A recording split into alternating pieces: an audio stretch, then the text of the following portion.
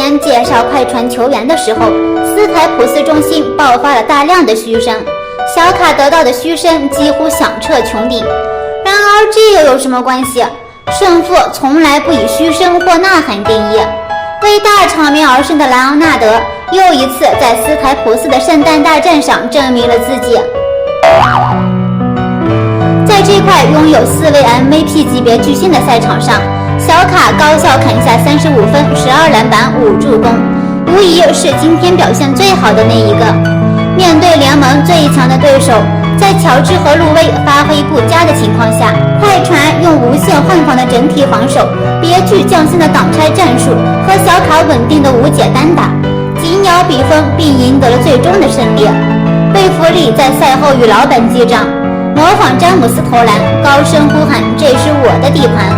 兴奋的好像自己得了50分，而小卡本人却淡定从容，一如既往。